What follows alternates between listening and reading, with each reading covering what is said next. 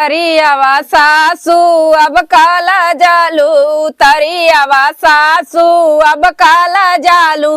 तब तय कहत रहलू सासू घरे जइबे, तब तय कहत रहलू ससुराल घरे जइबे। उतरियावा सासू अब काला जालू, उतरियावा सासू अब काला जालू। मरोराई जैते ना तब सही रात, कम से कम एक बुढ़ा किचकिच तो खत्म हो जाता है। जब देखा तब किचकिच किचकिच करते लकड़ी बटोरत रहा तू बना नहीं का बा? अरे बनावत हिला ना बाऊ, होत भोरारिया तो है चापा चाहे लगा था सुबह ही। कहता ये जरत है जैसे साल भट्टी में आग, कोयला मत एकदम जरत है। तो जरा बना जब देखा तब कोयला झोंकलत रहा, एक आखे भी साड़ी मार मार के। चला जाओ तीराई जाबू अकेला तू बता देता है। अरे जाता मर हो रहा जाता कत्ता, जब देखा तब हमेशा किचहीने करत रहा थे। ना करे की चाहे ना करे की चाहे तो ये चाहता है बुढ़वा चला जाए यहाँ से। हाँ हम चाहत ला बुढ़वा चल जाए, तू तक इलाज कराइया। हाँ तो राजे करब ने वही बिना तो किचहीने करत था तू। ट्रेन आवा तो जाए वहाँ पटरी नीचे मार के जान दे तो सही हो जाबू। अरे जा, जैसे बुढ़िया चल गए वैसे तू चल जा, ठीक है? चल जाई ना। हाँ जा, चल जाए यहाँ से।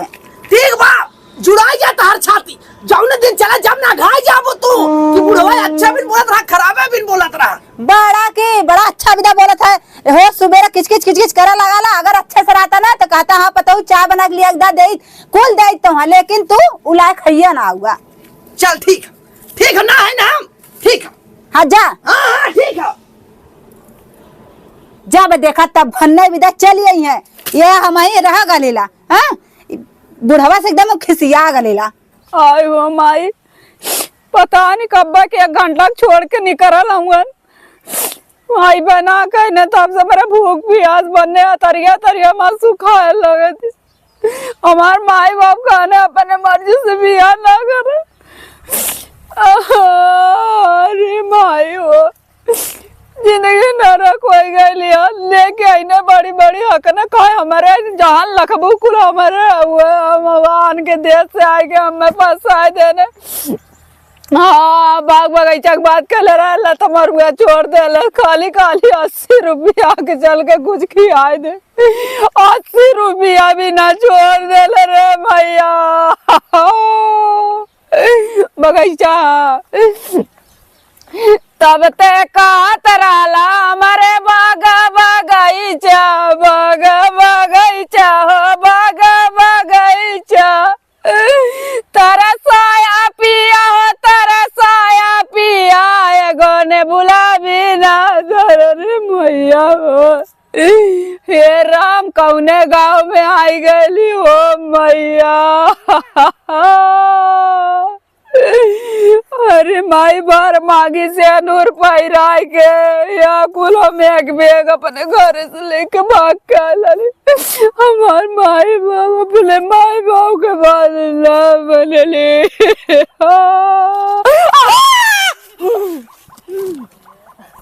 क्या बाबा ने कैसा नियम बैठे रहता?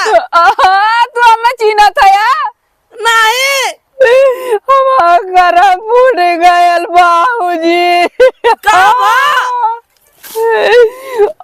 हम प्यार करके भागल लाले, हमसे बियाह करके हमार मन से तू भागल बगीचा में बैठा के पता नहीं कवन गाँव हो।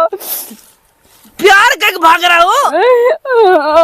अरे राम रे, लेकिन प्यार का मतलब तू का समझा बा, तू तो झूल गया। नहीं सुन पहला ए बेटी कहा था तर माई बाबू बहुत हेरा था हम मुझे दूर से आये, मध्य प्रदेश से आये। मध्य प्रदेश? जौनपुर जिला मटका देले तो मरुआ। कोनो बात ना, तू हमरा घर चला, तू तोरे घरे कहा जाई? अरे ये जंगल हम क्या करबू अब? आई अल्लाह उठ के 80 रुपया भी ना छोड़ देले से। अरे बाप रे, जिंदो कहा था नशेड़ी खजड़ी रखाओ।